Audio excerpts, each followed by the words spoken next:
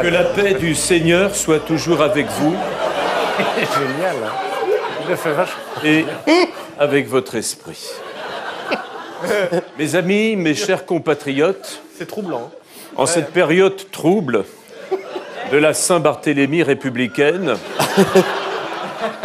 Dieu m'a envoyé pour sauver la fille aînée de l'Église.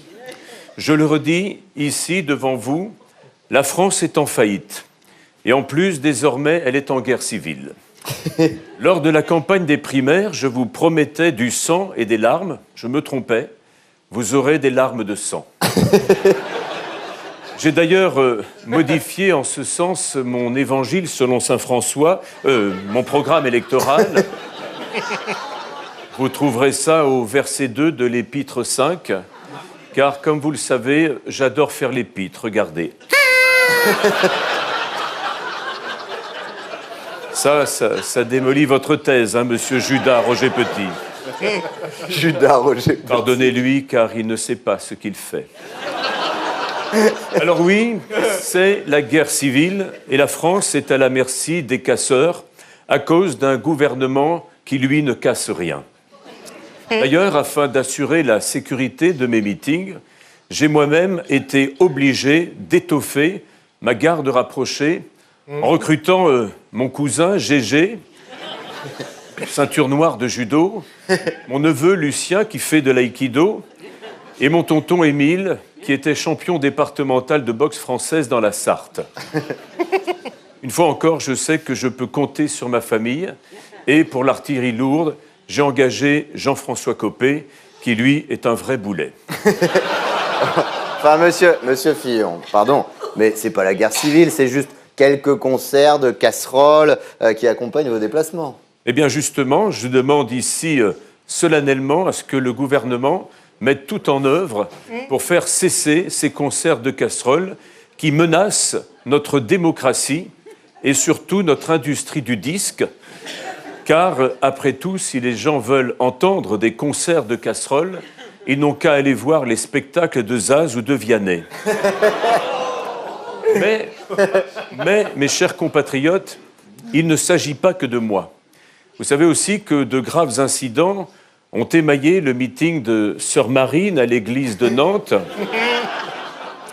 Bien sûr, je m'oppose de toutes mes forces à Marine Le Pen, mais je tiens à ce qu'elle puisse s'exprimer, car si elle ne peut plus parler, comment allons-nous faire pour lui piquer ses idées et pour récupérer ses électeurs ?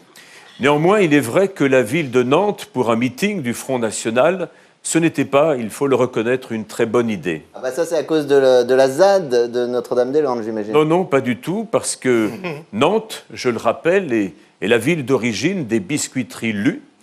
Et les biscuiteries Lu, qu'est-ce qu'elles fabriquent ? Eh bien oui, des petits beurres. Des millions de petits beurres. Et il est donc normal, avec une telle population, que cette ville soit en proie à la violence et au chaos lors de l'arrivée de Madame Le Pen.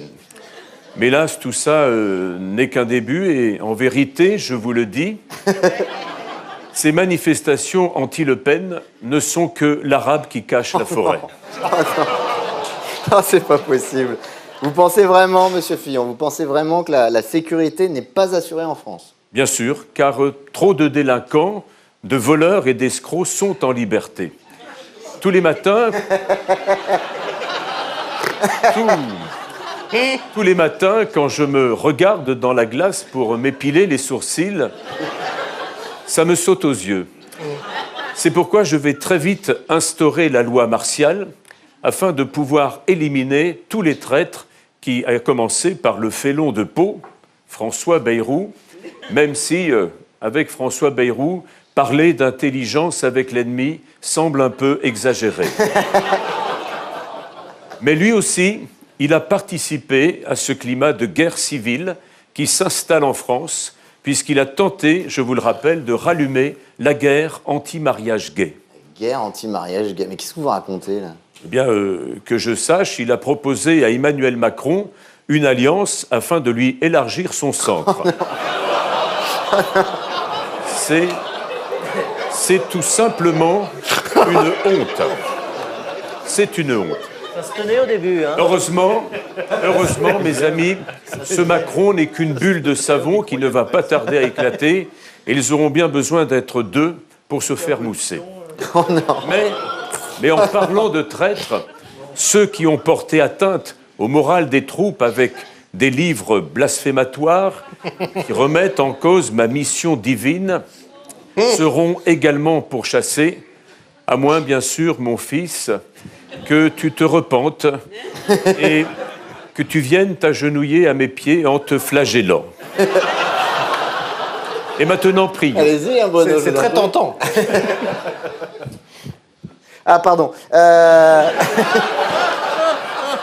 Où j'en suis? Oui, monsieur Fillon. Vous allez vraiment finir par faire peur à tout le monde, monsieur Fillon. Pas du tout.